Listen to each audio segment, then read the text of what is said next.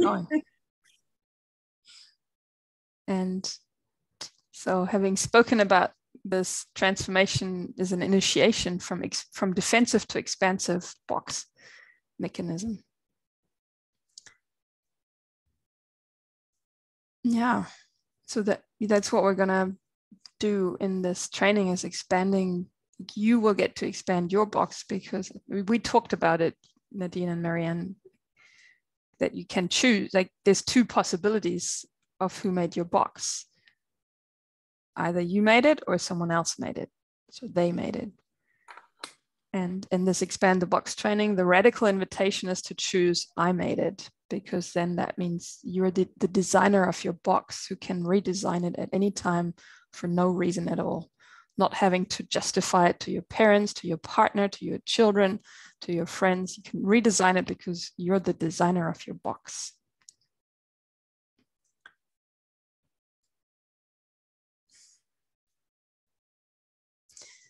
And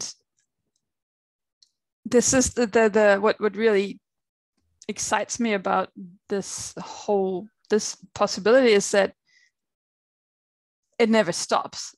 I can always, as there is infinite possibility out there, I can always discover the next. I can discover a new thing. I can expand my box further.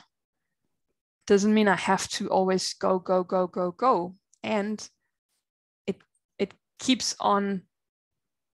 There's always something else to discover. So it's really a journey of discovery, a discovery road. The road to discovery is what Clinton called it once. And the road to discovery, there's sort of a disclaimer with that, which is that it's not the road to happiness necessarily, because when you discover all four feelings. You discover not just the joy, you also discover the sadness and the anger and the fear. And that makes it a discovery journey. And I find the road to discovery is a road to discovery, and it brings me, at the same time, it brings me more depth in my life. It brings me more ease, and it brings me more like contentment with life, or like I'm closer to the, I'm get closer and closer to the life that I really want to live. And I'm living a life that I couldn't have dreamt of 6 years ago. Like, it's really amazing, and it keeps on getting like more nonlinear, keeps on getting more unique, tailor-made. It's like when you go shopping for clothes, you can go to the standard shop and you just buy a certain size jeans, for example. But then you could also go to a shop that has these half fabricated jeans, and then they adjust it to your waist and your legs and so on. So that's like half prefabricated and half made to your own. And then you could go and just make your own trousers, for example. And that's, so creating life with an expanded box is like creating your own clothing. You make it fit to your own style, your own liking, your colors, your shape, your material, how sustainable, how soft, how, so that's what I really love about this body of work, that it empowers people to really be in their own authority and creating a sustainable, not just sustainable, a regenerative culture. And that culture starts in here. I really, like, every culture starts with one person, with one individual. So the more responsibility that you take, the higher degree of responsibility you take influences your culture, and then your culture goes wherever you go. So you create the culture by being in the culture.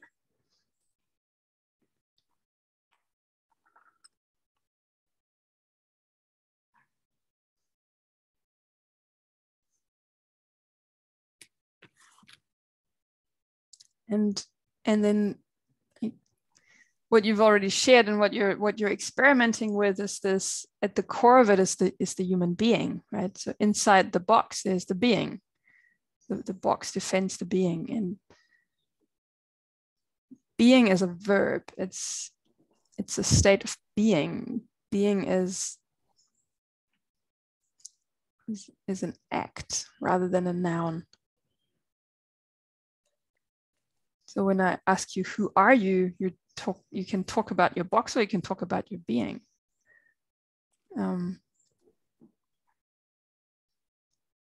Yeah, and it's this,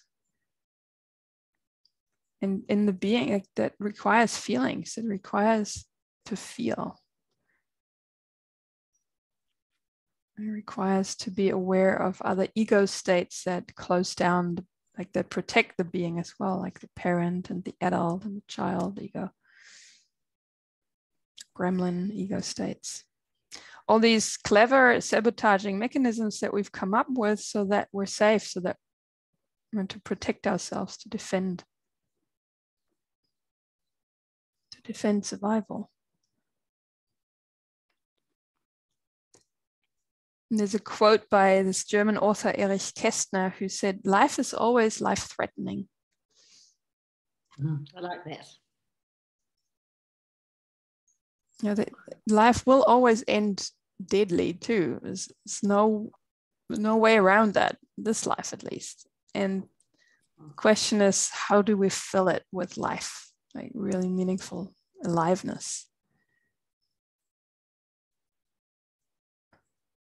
Yeah, and just in case someone else listens to this, is also this, to be able to do that, then healing is necessary. On this journey of evolution and initiation, I'm getting more and more aware how important healing is on that journey, so that the old things that haven't been processed can be healed, and that creates the spaciousness in yourself to actually know who you are, or to be able to act rather than react.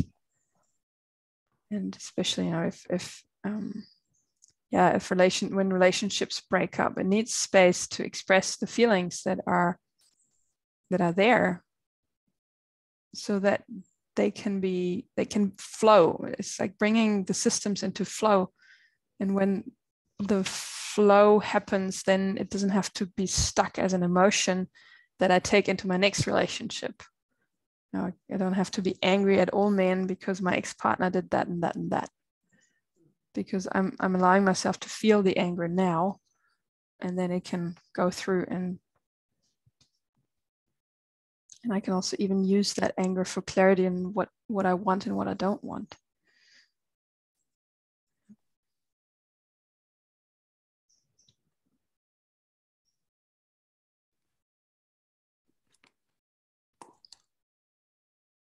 I just have the impulse to add that so far, the little bit I experience with that is, you know, a sense of self-respect and authenticity and uniqueness that is not about ego, it's just about sit right and true.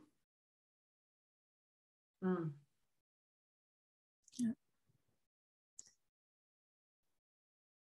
And there's something about being home in yourself. I notice that when I'm trying to please everyone, I get that sometimes, this wishy-washiness, and then the energy fades away. And by the time I notice it, like, far out, I need my anger now. I need to say yes or no clearly. And then other people have sort of a reference point. It's actually not a problem for others when I say no. And if it is, it's not my problem. But it's this being someone, being home, being someone that has edges, so that other people know where my space ends and their start, or who they're actually dealing with.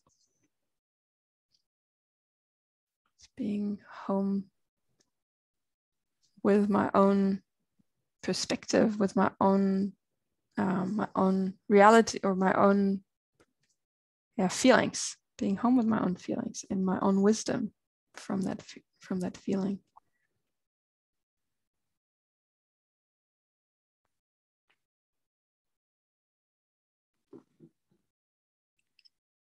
Do you feel some strength in that?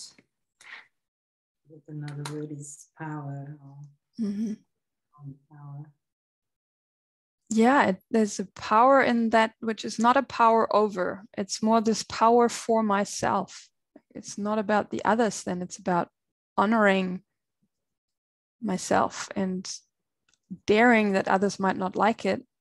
But I'm not going out there to overpower them. I'm actually being in here at home and honoring what's in here.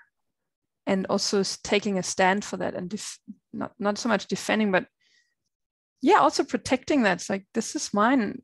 So for example, I sometimes when I share with people that don't have this distinction about feeling so much, and I share with them, wow, I feel angry and sad that this just happened, and they're like, oh, come on, that's just silly. And I'm so glad that nowadays I can say, look, you might not agree with what I feel, but there's nothing to agree about, because I just feel that this is what I feel, and I'm going to feel it whether you like it or not. It's like, it's holding my space, or it's this holding my space with around others, where I 100% honor myself, and I don't have to go, someone tells me that what I feel is silly, then I don't have to go and tell them, well, you're just a fucking asshole that you think this is silly. And also I don't have to feel, oh my God, I'm wrong. I'm bad for feeling something. It's a whole different game that opens up between human beings when each one is actually okay with what they feel. Mm. And it's so conditioned to not feel and to have to fix someone when they feel something, especially sadness for women. I think it's quite relevant that woman feeling sad, immediately it's this, oh, I'll save you. It's like, okay, but don't worry, it's not bad, it's all good, you don't have to feel sad. Or in a physical space, women then immediately going on and just hugging each other and stroking each other's back. It's okay, and it's not bad to do that. It's just, it dishonors it's a numbing strategy to make it go away. When sadness, and I'm feeling my own sadness, because I'm really so touched by the power of sadness. Sadness is so powerful. Sadness is a transformative, healing heart opener. And when we learn to honor that, I think that it's actually really a quality that's the consciousness of it is missing in our world. So when I honor that, I can be sad and I don't have to be rescued for being sad, because my sadness has this information that actually so if I shift from, I feel sad that you never call me, to I feel sad and wow, I want to speak. I notice now, I really care about our contact, and I want to be in connection with you more. Then that sadness has this amazing information that I care about someone else. And then it's not about having a problem that the other person doesn't call me. It's more about this, wow, for me, it is important to speak with that person. And then I can do something about it with my other tools that I have. Then I can call them up or ask them, hey, will you call me a bit more often? I would love that. And they can say yes or no to that. Or I don't have to make it a problem. I find that so magical, and I'm amazed that we didn't learn that in school. I'm amazed that this is not more accessible out there, that this is in the year 2022, that this is groundbreaking still. Like, this is groundbreaking new technology distinctions.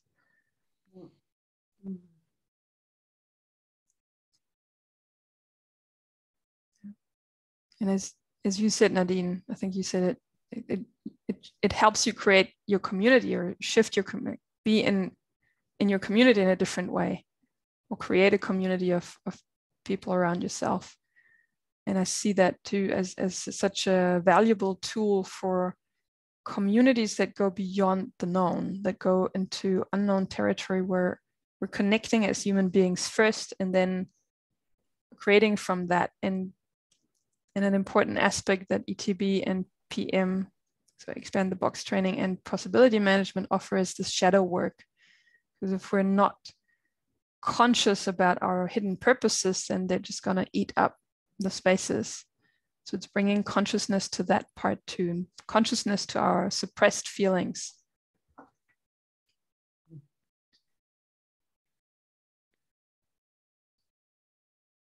And then that's just such a big basket, kete of knowledge and tools for an adult way of relating, and higher responsibilities, radical responsibility of relating with each other.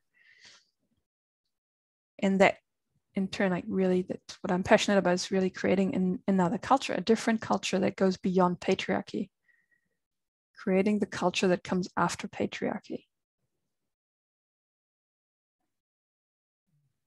We've been there long enough.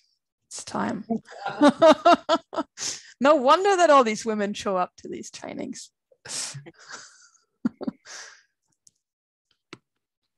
I was having a chat today, and we're talking politics, and I suddenly realised everyone was saying who you're going to vote for, all this sort of stuff, and I suddenly realised that I don't want to vote for anybody. And then my sister-in-law actually said, well, but what choices do we have? But I know I was protecting myself, because if I started talking about patriarchy, she just would have looked at me like I was, like, what are you talking about? A lot of people don't realise they have a choice. I didn't know I had a choice until I discovered possibility management. And there's magic in that. I honestly did not know I had a choice. Yeah. So we need to let more people know that, I feel. I mean, that they are our choice. You don't have to live how we have lived for the, I don't know, how many hundreds of years. Yeah. Mm-hmm. And this is this shows where the level of responsibility that is, what do you say, is what's the English word? That is promoted, or that is cultivated in the standard culture, in modern culture, the level of responsibility promoted is childhood level.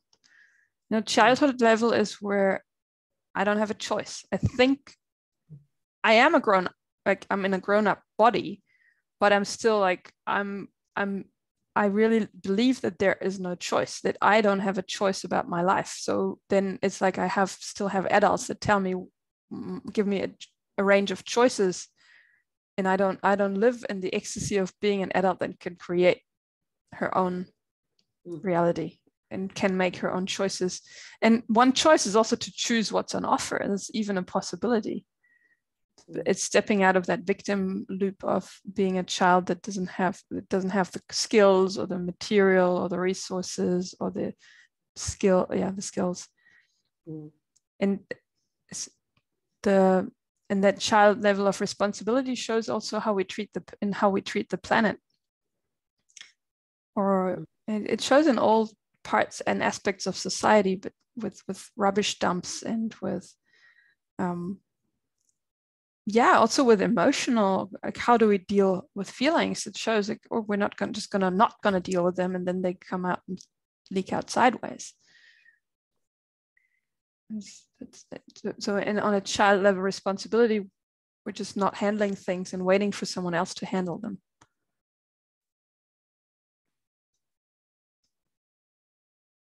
Which is not bad. None of the things that we're talking about is bad. It's more about which results are we creating with it, and is that really the result that you want to create?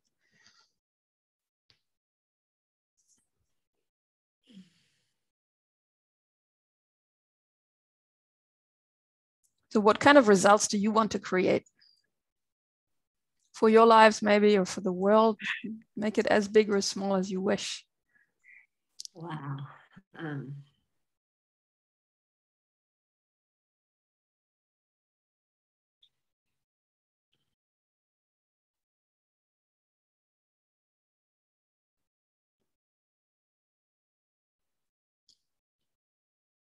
That's such a big question, Julia.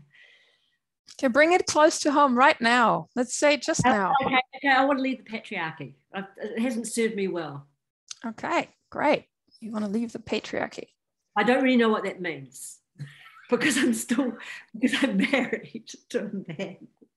Well, patriarchy is not just, that's actually, I want to add that patriarchy, in patriarchy, men suffer just as much, or men are just as affected by patriarchy as women. I see that.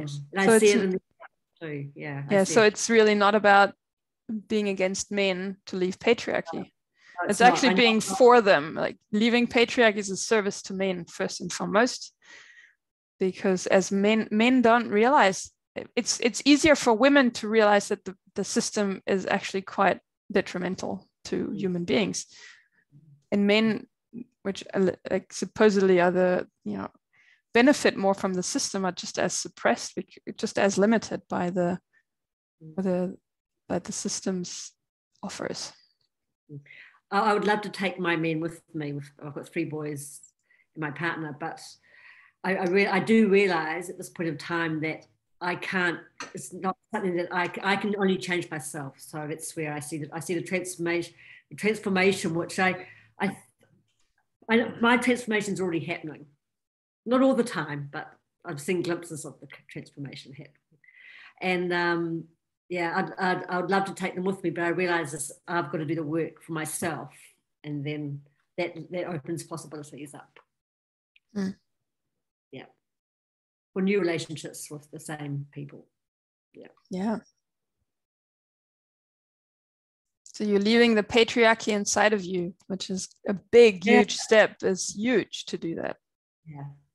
It's frightening, especially when you realize, I mean, we've all been, well, I was definitely brought up in a patriarchal household. I think we all were.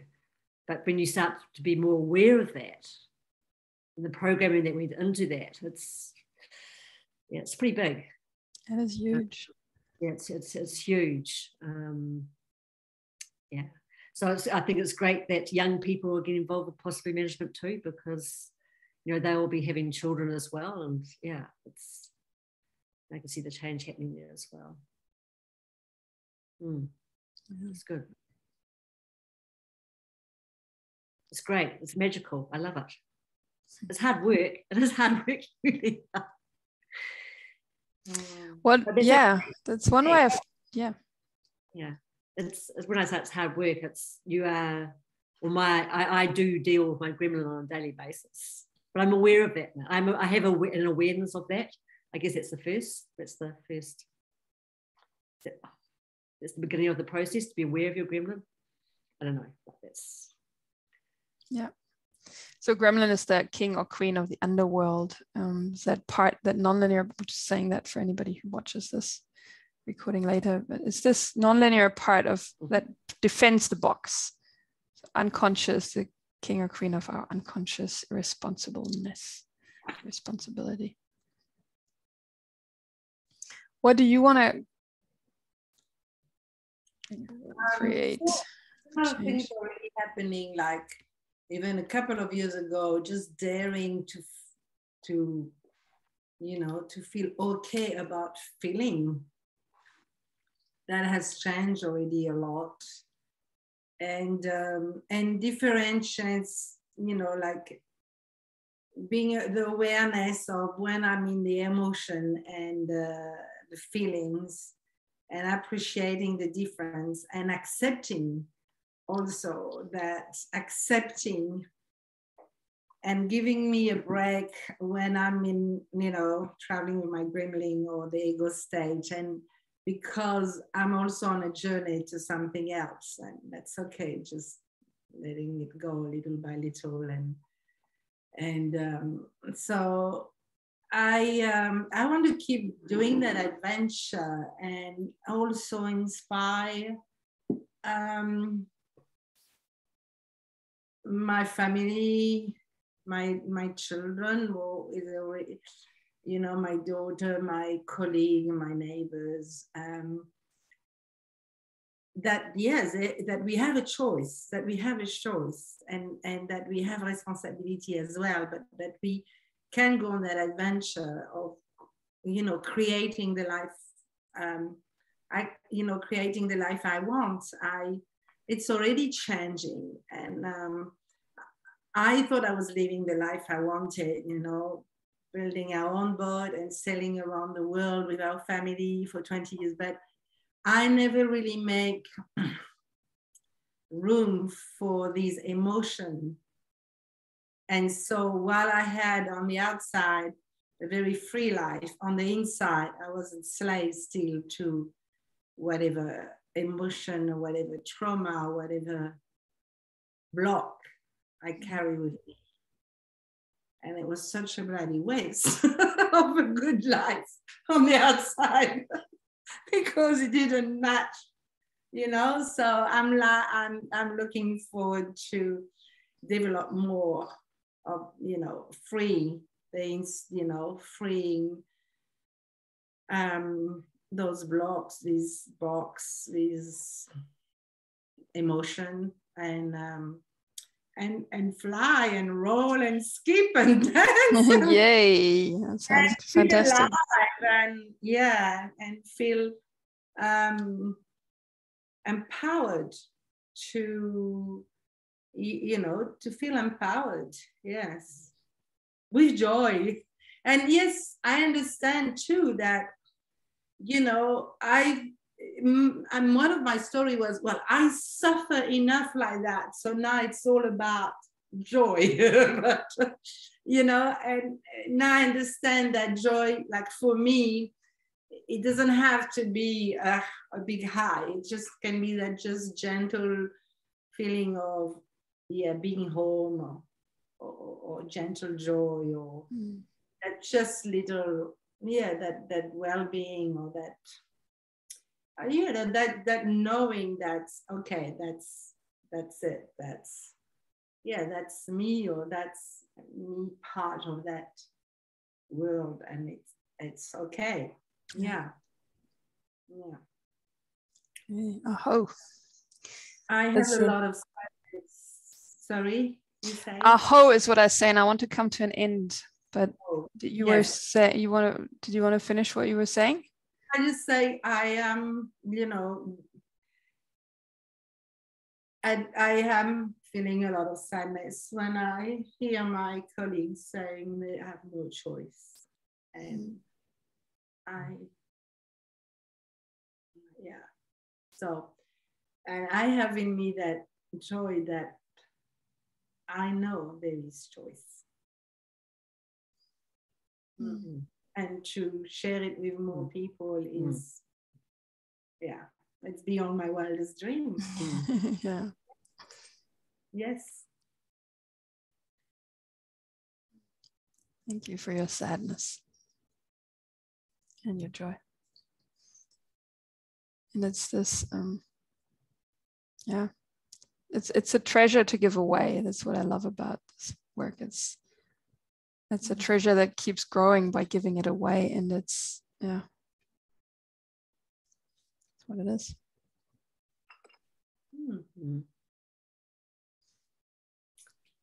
Thank you.